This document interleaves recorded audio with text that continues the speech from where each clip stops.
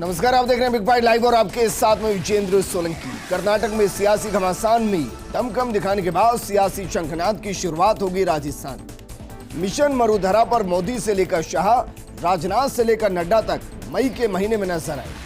प्रधानमंत्री मोदी अपना वादा निभाने आएंगे, मारवाड़ मेवाड़ पर संदेश पहुंचाएंगे तो शाह सियासी नब्ज टटोलते नजर आएंगे। नड्डा हाड़ौती को साधेंगे तो राजनाथ शेखावटी। कुल मिलाकर कहा जा सकता है कि बीजेपी हाड़ौती, शेखावटी, मारवाड़ और मेवाड़ को मई के महीने में ही नापते हुए मिशन मरुधरा में शंखनाद करेगी। लेकिन क्या बीजेपी के दिग्गजों के दौरे के साथ क्या कांग्रेस के दिग्गज भी दौरे करते शुरू होंगे, या फिर मुख्यमंत्री गहलोत के दम पर ही चुनाव लड़ा जाएगा और अगर कोई दिल्ली से आया भी तो महज रस्म अदायगी करने आएगा। दूसरा मतलब इसका यह भी निकाला जा सकता है कि क्या बीजेपी को लग रहा है कि मुख्यमंत्री गहलोत की योजनाओं को चुनौती देना, जनता तक पहुंचे सामाजिक सुरक्षा के घेरे को तोड़ना बीजेपी के लिए 2023 में आसान नहीं है और यह संदेश बीजेपी के शीर्ष नेताओं तक पहुंच चुका है, इसलिए कमान भी उन्होंने ही थाम ली है। आज बात इस मुद्दे पर कि बीजेपी के दिग्गजों के शंखनाद के मायने क्या है।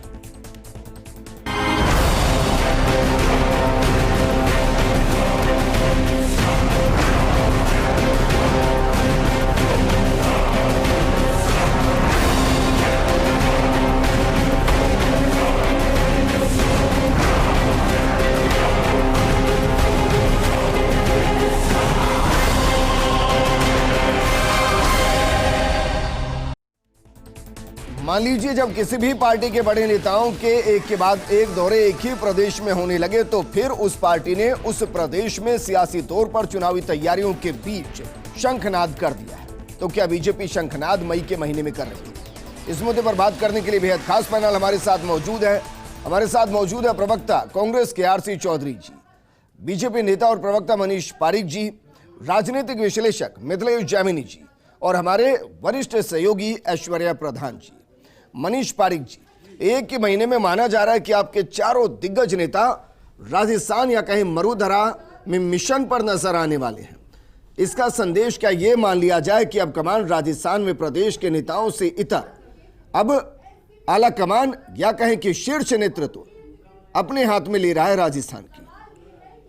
विजेंद्र, बात यह भी है कि नेतृत्व तो निश्चित तौर पर माननीय मोदी जी और अमित शाह जी के उसमें होता है और उनके ही जो करिश्माई नेतृत्व है उसका सीधा सीधा असर स्वयं के आने पे होता है।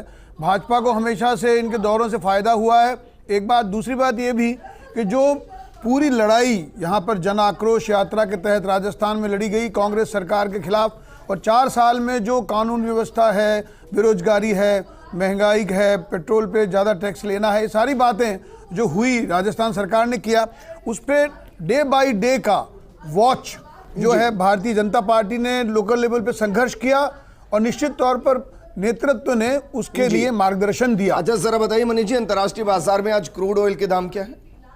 भी मैं आपको निवेदन करूं कि ये तो आप जानते ही हैं, लेकिन निश्चित जो चलिए बताइए, बीते 15 दिन में कितने डॉलर कम हुए हैं प्रति बैरल? एक अब सीधा सीधा इस बारे में मैं इसलिए कहूंगा कि एक बार बैरल रेट कम हो जाने पे यहाँ पे रेट कम कर दी जाए, इतना सीधा तो ऑयल मैनेजमेंट नहीं है। तो ये बताइए कि रात को, क्योंकि आप जो जिम्मेदारी के हाथ में, मैं इसलिए पूछ रहा हूं जी, जो डीकंट्रोलाइजेशन हुआ था और जिसमें रात के 12 बजे के बाद पेट्रोल डीजल के दाम उस दिन के आधार पर तय होते थे, कितने महीने हो चुके हैं उनमें कोई चेंज नहीं है, कोई बदलाव नहीं, और क्रूड ऑयल के दाम कहीं से कहीं आ गए? जी, पेट्रोल कंपनियों को निर्धारित करना था, ये जब प्रधानमंत्री मनमोहन सिंह जी का फैसला था और उसके आधार पर इन कंपनियों को डीकंट्रोलाइजेशन किया गया था। लेकिन मेरा जो इशारा है वो ये है कि 19 रुपये अगर केंद्र सरकार उस पर लेती है तो 27 रुपये 37 रुपये राज्य सरकार के पास जा रहे हैं। तो मैं निवेदन करना चाहता हूं कि अगर ये बात माननीय मोदी जी ने भी राज्य सरकार आह्वान किया था कि केंद्र सरकार ने 10 रुपये जब एक साथ कम करे थे तो राज्य सरकार ने 5 रुपये तरीके से समझते हैं कि तेल कंपनियां राज्य सरकारों के अधीन नहीं होती है, केंद्र सरकार के अधीन होती है। जी, लेकिन वो मानते हैं सर, वो ये भी समझते हैं कि जो राज्य का टैक्स है कि एक ही महीने में बीजेपी के चारों शीर्ष नेता राजस्थान की जमीन पर नजर आ सकते हैं। क्या इसका ये मतलब नहीं कि अब उन्होंने कमान अपने हाथ में ले लिया और उनको समझ में आ रहा है कि जिस तरीके की सोशल सिक्योरिटी राजस्थान में चल रही है, उस सुरक्षा के घेरे को तोड़ने के लिए उनको ही जमीन पर उतरना होगा। देखिए विजेंद्र, सबसे महत्वपूर्ण बात यह है कि आखिरकार भाजपा के तमाम दिग्गज इसी महीने क्यों आ रहे हैं। यह पहले से प्लान बन गया था। जिस वक्त कोर कमेटी की बैठक दिल्ली में हुई थी और खुद अमित शाह और जेपी नड्डा, इन दोनों दिग्गजों ने कोर टीम के तमाम सदस्यों के साथ बैठकर चर्चा की थी।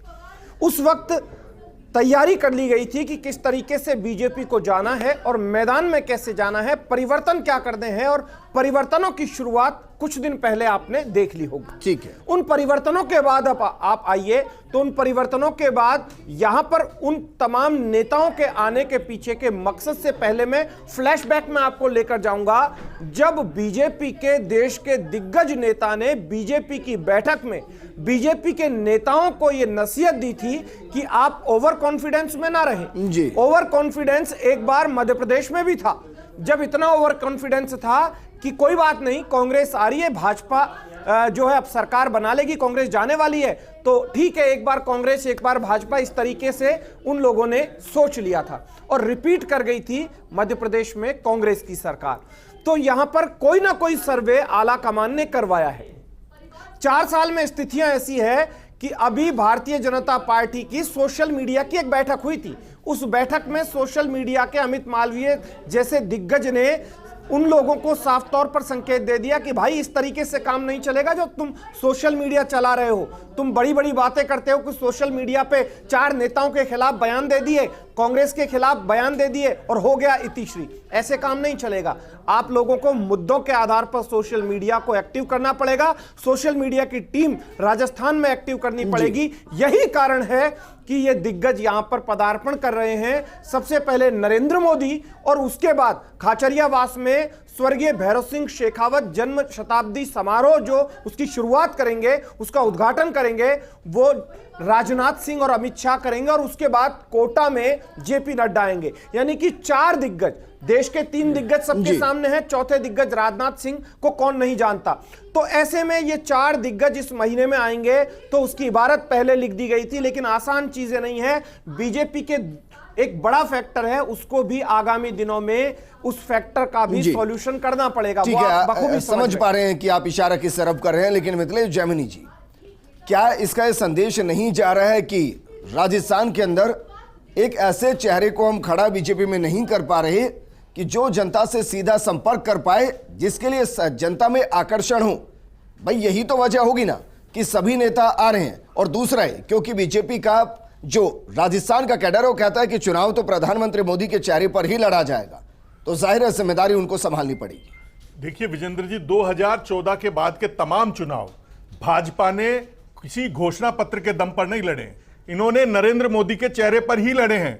इसलिए नरेंद्र मोदी का चेहरा तो इनका मेन फैक्टर है। लेकिन राजस्थान की राजनीति में 2 अहम चीजें होने वाली है। कल अशोक गहलोत 72 साल के हो जाएंगे और जो नरेंद्र मोदी जी वो 73 साल के। दोनों में ही जोश और जज्बा बराबर सा नजर आ रहा है। वो कर्नाटक में धूम मचाकर राजस्थान में आ रहे हैं, तो वो भी मंगलूर में जो रोड शो करके राजस्थान में आ रहे हैं। तो कुल मिलाकर 3, 6 और 12 ये 3 महत्वपूर्ण तारीखें हैं। 3 तारीख को अशोक गहलोत का बर्थडे है, 6 तारीख को बाड़मेर में हेमाराम जी के साथ सचिन पायलट अपनी दम दिखाएंगे और 12 तारीख को क्या हुआ तेरा वादा, वो वादा निभाने नरेंद्र मोदी आएंगे। तो ये एक इंपॉर्टेंट चीज है। लेकिन सबसे इंपॉर्टेंट चीज है बीजेपी के लिए कि बीजेपी ने 4-5 घोड़े अश्वमेध यज्ञ जीतने के लिए छोड़ दिए। एक हाड़ौती में छोड़ रखा है, एक मेवाड़ में छोड़ रखा है, एक शेखावाटी में छोड़ रखा है। अब इन घोड़ों को कंट्रोल करने के लिए और स्टीयरिंग सीट पर बैठने के लिए खुद मोदी आ रहे हैं, क्योंकि कहीं ना कहीं जो महंगाई राहत कैंप की जो स्कीमें हैं, उन्होंने कहीं न कहीं नरेंद्र मोदी खेमे तक ये खबर पहुंचा दी।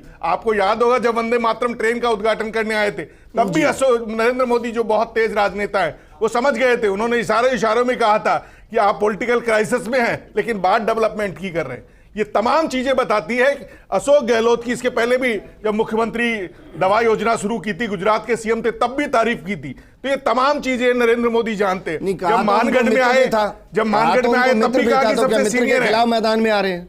भाई कहा तो उनको मित्र भी था, बिल्कुल मित्र भी कहा था, और मानगढ़ में भी कहा था सबसे सीनियर है, मित्र है। तो कहीं न कहीं अशोक गहलोत की जो पॉलिटिकल पावर है उसको वो भांप चुके हैं। और जिस तरीके से महंगाई राहत कैंप का एक पूरा पॉलिटिकल जो पब्लिसिटी हो रही है उसको भी वो भांप चुके हैं। ठीक है, आरसी चौधरी जी, क्या कांग्रेस इसको पॉजिटिव साइन खुद के लिए समझ रही है कि देखिए बीजेपी के तमाम दिग्गज नेताओं को मैदान में उतरना पड़ रहा है, यानी कि जमीन पर मैदान में कांग्रेस मजबूत है? विजेंद्र, मैं कहना चाहूंगा जेमिनी जी की बात को आगे बढ़ाते हुए कि 2013 से पूर्व जो देश के प्रधानमंत्री हैं, जब मुख्यमंत्री थे गुजरात के, जो देश की जनता से जो वादे करे थे, राजस्थान में बहुत सी चुनावी रैलियां की थी। 2013 के अंदर राजस्थान में सरकार बनी और 14 के अंदर 25 सांसद दिए, 18 के अंदर पुनः 25 सांसद दिए और राजस्थान की जनता ने बड़े 19 में और राजस्थान की जनता ने बड़े विवेक के साथ में दोनों जगह पे अलग अलग सरकारें चुनी। आज राजस्थान की जनता ये चाहती है कि दोनों सरकारें अपना लेखा जोखा रखें। प्रधानमंत्री जी को वो वक्तव्य याद दिलाएगी राजस्थान की जनता जो 2018 के अंदर जुलाई 7, 2018 अमरूदों के बाग में और अक्टूबर 6, 2018 अजमेर के अंदर ईआरसीपी का जिक्र करते हुए 13 जिलों का जिक्र किया था और राजस्थान की जो बड़ी आबादी और सिंचाई के लिए जो उन्होंने जिक्र किया था, आज वो देश के प्रधानमंत्री से राजस्थान की जनता पूछेगी। तमाम उन योजनाओं को भी पूछेगी जो यूपीए के दौरान राजस्थान को जो सौगातें मिली थी, चाहे डूंगर और रतलाम की रेलवे लाइन हो, चाहे अजमेर कोटा की रेलवे लाइन हो, चाहे भीलवाड़ा का मेमोकॉस फैक्ट्री हो, तमाम ऐसी योजनाएं हैं। और देश के प्रधानमंत्री संघीय ढांचे के अंदर अगर किसी राज्य में आते हो, राज्य की जनता ने जो भरोसा किया उसकी सौगात देते तो हम साधुवाद करेंगे। लेकिन अगर वो चुनावी प्रधानमंत्री एक प्रचार मंत्री बनकर भारतीय जनता पार्टी के आएंगे तो निश्चित रूप से ये भारतीय जनता पार्टी के लिए चुनौती है, क्योंकि आज देश के अंदर मुख्यमंत्री अशोक गहलोत के मॉडल स्टेट राजस्थान की चर्चा हो रही है। चाहे ये शिक्षा का मॉडल हो, चाहे स्वास्थ्य का मॉडल हो, चाहे सामाजिक सुरक्षा का मॉडल हो। हम सब ने देखा कि 45 सालों में सर्वाधिक महंगाई की दर रही, सर्वाधिक बेरोजगारी रही, लोगों की आमदनी घटती रही, गरीबी और अमीरी की जो खाई है वो बढ़ती रही। इसलिए लोगों की जेब के अंदर कौन आदमी क्या दे रहा है, उनको सौगातें क्या दे रहे हैं, भारतीय जनता पार्टी का विचलन बढ़ना स्वाभाविक है। 5 महीने में तीसरी बार प्रधानमंत्री आ रहे हैं। प्रधानमंत्री ने राजस्थान की जनता को लेकिन ये बताइए आरसी चौधरी जी, भाई की। बीजेपी के तो शीर्ष नेतृत्व तो राजस्थान में लगातार आ ही रहे हैं और आने भी वाले हैं। क्या कांग्रेस का भी शीर्ष नेतृत्व तो आएगा या मान लिया गया है कि मुख्यमंत्री अशोक गहलोत को फ्री हैंड दे दिया गया, आपकी योजनाएं, आपका चेहरा, हम रस्म अदायगी करने आ जाएंगे? मैं कहना चाहूंगा कि निश्चित रूप से जो कांग्रेस का जो मॉडल है, कांग्रेस ने जो योजनाएं लाई हैं, राजस्थान देश का पहला राज्य है जहां 8 करोड़ आबादी अपने स्वास्थ्य को लेके चिंता से मुक्त है, वो सुरक्षित हाथों में है। आज यहाँ पे गरीब का बच्चा उन इंग्लिश मीडियम स्कूलों में पढ़ रहा है। आज यहाँ का जो कर्मचारी है जिसको ओपीएस दी है वो अपने आप को सुरक्षित महसूस कर रहा है। केंद्रीय कर्मचारी भी है राजस्थान के अंदर, वो भी चाहते प्रधानमंत्री जी इसकी घोषणा करें, अपने आप को। मेरा सवाल कुछ अलग था आरसी चौधरी जी, मेरा सवाल ये था कि मल्लिकार्जुन खड़गे क्या बैक टू बैक रैलियां करेंगे, क्या राहुल गांधी करेंगी, क्या प्रियंका गांधी करेंगी, या मान लिया जाएगा कि मुख्यमंत्री अशोक गहलोत ही पूरी बीजेपी से टक्कर लेंगे और बाकी नेता रस्म अदायगी करने आएंगे? विजेंद्र जी, जो राहुल गांधी जी ने भारत जोड़ो यात्रा की थी, उस यात्रा के दौरान जो मुद्दे उठाए थे, उन मुद्दों को लेकर राजस्थान की सरकार ने, जो राहुल गांधी जी ने देश की जनता से मिलकर जो करोड़ों लोगों से संवाद करके जो बातें कही थी, उन्होंने स्वास्थ्य को लेकर जो चर्चा की थी, तमाम सब जो बातें हुई थी और उनकी उपस्थिति में गैस के सिलेंडर की जो चर्चा हुई थी, तो ये तमाम जो मॉडल है वो राहुल गांधी जी की उस यात्रा का है जो देश की जनता ने उनको कहा था। आज ये जो गहलोत साहब का मॉडल है वो देश के लिए एक नजीर है। उन राज्यों की सरकारों को सोचना पड़ रहा है जहां पे भारतीय जनता पार्टी जैमिनी जी इसका स्पष्ट जवाब दे देंगे, लेकिन उससे पहले ऐश्वर्या प्रधान जी, क्या वाकई में इन दौरों का यह भी मतलब निकाल लिया जाए कि अब जो भी चेहरे की लड़ाई आप लोग लड़ रहे थे उसको छोड़ दीजिए, हम लोग आ चुके हैं, हमारे पीछे आकर खड़े हुए, हमें ये बताइए कहां किस तरीके से रैली करनी है जिससे बीजेपी को फायदा हो, बस यही काम रह गया प्रदेश में, प्रदेश बीजेपी का? देखिए, एक चीज तय मानकर चलिए, बिल्कुल मिथिलेश जैमिनी जी ने जो बात कही वो बिल्कुल सही है कि 2014 के बाद देश भर में चाहे भले ही चेहरा किसी भी घोषित किया हो, लेकिन चेहरा पूरे देश में भाजपा का एक है, वो नरेंद्र मोदी। भले ही उत्तर प्रदेश की बात कर लो, आप मध्य प्रदेश की बात कर लो, आप राजस्थान की बात कर लो, आप किसी भी स्टेट की बात कर लो, हर स्टेट में चेहरा नरेंद्र मोदी ही होता है। लेकिन चुनाव लड़वा कौन रहा है, राजस्थान में कमान कौन संभाल रहा है, या फिर अलग अलग 4 नेताओं को जिम्मेदारी दी जाएगी, एक नेता को जिम्मेदारी दी जाएगी, या फिर दिल्ली का दूत यहां पर आकर बैठेगा, कोई भी बड़ा नेता यहां पर आकर बैठेगा, उसके बाद इन तमाम जो चेहरे हैं उन चेहरों को साधने की कोशिश करेगा। बहुत सारी बातें हैं, लेकिन यहां पर सबसे बड़ी अगर चुनौती है भारतीय जनता पार्टी के सामने, वो चुनौती है कि एक साथ सभी की भूमिका तय करना, और एक एक करके बीजेपी ने भूमिका तय करना शुरू भी कर दिया है। आगामी दिनों में कुछ और नेता हैं, उनकी भी भूमिका तय कर दी जाएगी। लेकिन पूर्वी राजस्थान का कोई तोड़ बीजेपी के पास है? देखिए, बहुत सही सवाल पूछा है विजेंद्र। पूर्वी राजस्थान से आप चलिए, करौली आ जाइए, भरतपुर आ जाइए, धौलपुर आ जाइए, सवाई माधोपुर आ जाइए, जयपुर आ जाइए, टोंक आ जाइए, और पूर्वी राजस्थान के मैं आसपास के इन इलाकों की बात कर रहा हूं जो शेखावाटी तक जाते हैं। यहां पर बीजेपी और कांग्रेस दोनों के कैडर से परे जाति हावी होती है, और तय मानकर चलिए कि इस चुनाव में भी यहां पर जाति हावी होगी। कुछ फैक्टर ऐसे हैं जिन पर लोग अभी डिसाइड नहीं कर पा रहे हैं। लोगों को इंतजार है कि दोनों पार्टियों में 2-3 फैक्टर ऐसे हैं जिनके सॉल्यूशन आगामी दिनों में हो जाएंगे। तो पूर्वी राजस्थान के लिए भारतीय जनता पार्टी को बहुत ज्यादा मेहनत के साथ राजनीति नहीं, कूटनीति अपनानी पड़ेगी, और कूटनीति जितना मजबूत तरीके से भाजपा अपनाएगी, तब जाकर 2013 जैसी स्थिति आएगी जो पूर्वी राजस्थान में 2013 में दिखी थी। वरना तो पूर्वी राजस्थान तो आप तय मानकर चलिए बहुत ही बड़ी मुसीबत बन सकता है। ठीक है मिथिलेश जैमिनी जी, अब मेरा सवाल आपसे सर, जो मैं चाह रहा था कि आरसी चौधरी जी जवाब दें, लेकिन वो शायद दे नहीं रहे हैं। सवाल मेरा है कि क्या यह तय हो चुका है कि भाई राजस्थान में कांग्रेस की कमान मुख्यमंत्री गहलोत के साथ, चेहरा वही, योजनाएं उनकी, दिल्ली से जो भी आएगा वो सिर्फ रस्म अदायगी करना चाहेगा, क्योंकि मुख्यमंत्री गहलोत नहीं चाहते होंगे कि जो गुजरात में सेल्फ गोल कांग्रेस के नेताओं ने किया, जो कर्नाटक में लग रहा है कि मल्लिकार्जुन खड़गे ने जीते जीते चुनाव के बीच में एक मुद्दा प्रधानमंत्री मोदी को दिया, उस तरीके का सेल्फ गोल कम से कम अशोक गहलोत अपने स्टेट में नहीं चाहेंगे। देखिए, अशोक गहलोत जब पंजाब के प्रभारी थे और कैप्टन अमरिंदर की सरकार बनी थी, तब से ही कैप्टन अमरिंदर ने भी आला कमान के नेताओं को रस्म अदायगी के लिए ही यूज किया था। उन्होंने पोस्टरों तक में अपनी ही फोटो लगाई थी। और आज राजस्थान में जो महंगाई राहत शिविर के बाद जो एक पब्लिसिटी का जो एक पूरा सेट पैटर्न है, उसमें वन मैन आर्मी नजर आ रही है, और वो वन मैन आर्मी के लीडर हैं खुद अशोक गहलोत। तो कांग्रेस में तो ये लगभग साफ हो गया। लेकिन दिक्कत यह है कि अब बीजेपी में भी प्रॉब्लम बहुत ज्यादा है। बीजेपी में जो सबसे बड़ी प्रॉब्लम है वो ये प्रॉब्लम है कि किस फेस के पीछे जाए, क्योंकि आप नरेंद्र मोदी तो है, रीजनल फेस कोई इंपॉर्टेंट फेस नजर नहीं आ रहा है, और जो राजस्थान की पॉलिटिक्स है वो रीजनल फेस से चलती है।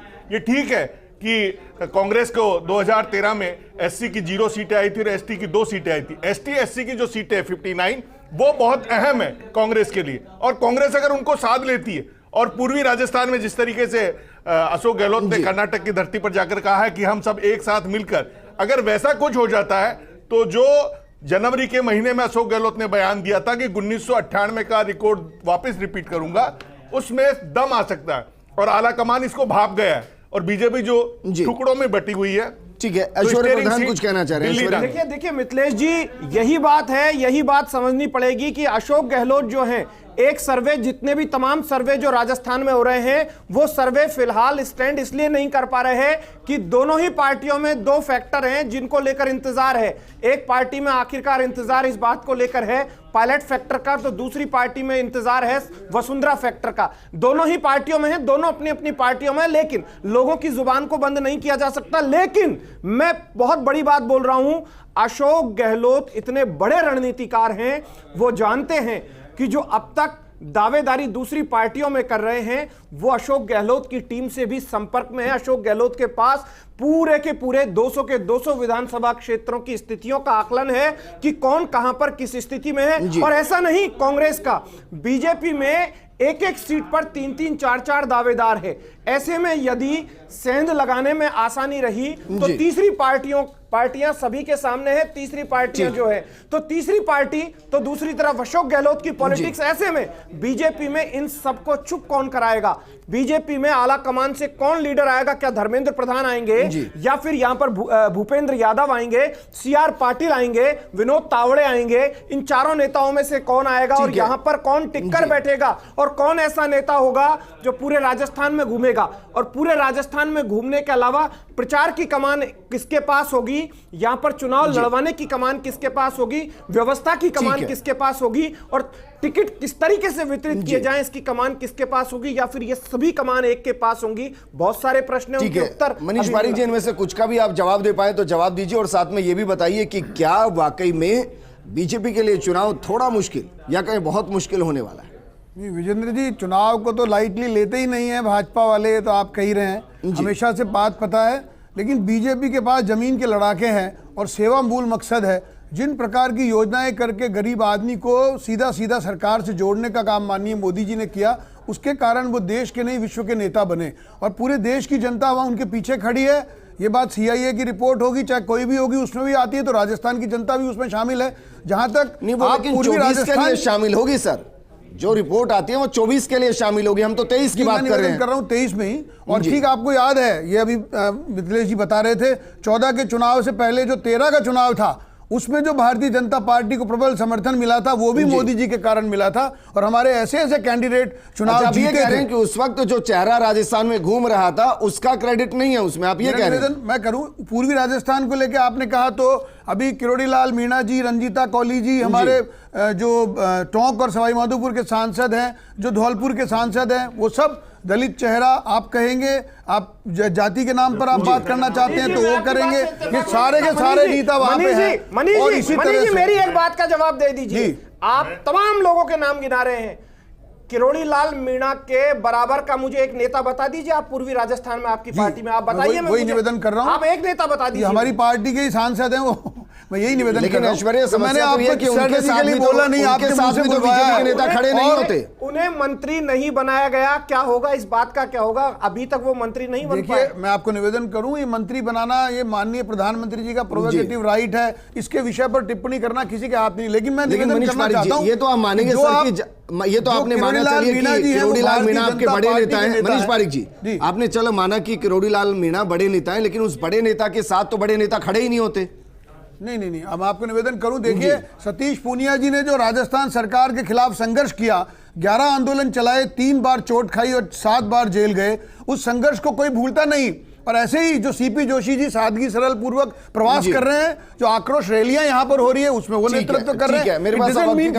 लेकिन बीजेपी का मकसद और मतलब सेवा है। कि कम शब्दों में आप जवाब दें। पहला सवाल तो ये, क्या ये मानकर चलें कि आरंभ है दिल्ली के बीजेपी नेताओं का राजस्थान की जमीन पर आना?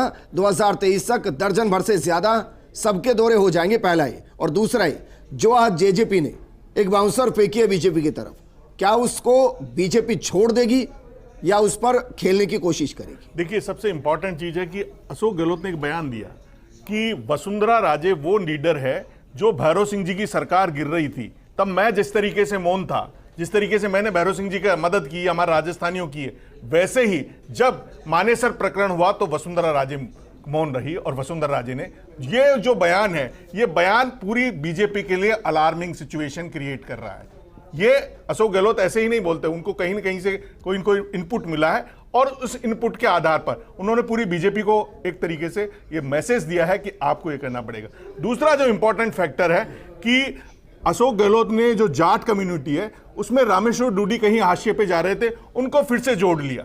तो ये कुल मिलाकर जो कास्ट इक्वेशन है, जिस तरीके से आप देखिए, माली समाज ने आज तक आरक्षण नहीं मांगा, 12% आरक्षण मांग रहे हैं। 72 गुजर मरे जब तो 5 मिले। और पूर्वी राजस्थान में वो ये क्रिएट करने चाहते हैं कि जीतने के लिए 1.5 लाख वोट चाहिए और हराने के लिए 5000 चाहिए। हर कम्युनिटी में, हर कॉन्स्टिट्यूंसी में 5 से 10,000 माली हैं। ये बताने के लिए कि पूर्वी राजस्थान में एक और फैक्टर है, एक नया पॉलिटिकल फैक्टर क्रिएट किया है। ठीक है, आरसी चौधरी जी। देखिए मिथिलेश जी, मैं बीच में, विजेंद्र जी, मैं आपको एक चीज और क्लियर कर दूं कि भाई सबसे बड़ी समस्या यही तो है, वोटर तो बहुत सारे हैं, वोटर माली भी हैं, वोटर मीणा भी है, गुजर भी है, लेकिन भाई गांव में जो दूसरी जातियों के लोग रहते हैं, आपने ये बात ग्राउंड पर जाकर अच्छे तरीके से देखी होगी कि मार्शल कौम कौन है और कौन सी मार्शल कौम किसको कितना वोट डालने देती है। ये सारी बातें पुलिस, आर्मी, मिलिट्री सब आ जाती है, लेकिन जो गांव में रहते हैं उन लोगों के लिए, उन लोगों को गारंटी कौन देगा? ये भी बड़ी ऐश्वर्या, शुक्रिया हमारे साथ जुड़ने के लिए। मनीष पारिक जी, आपका भी शुक्रिया।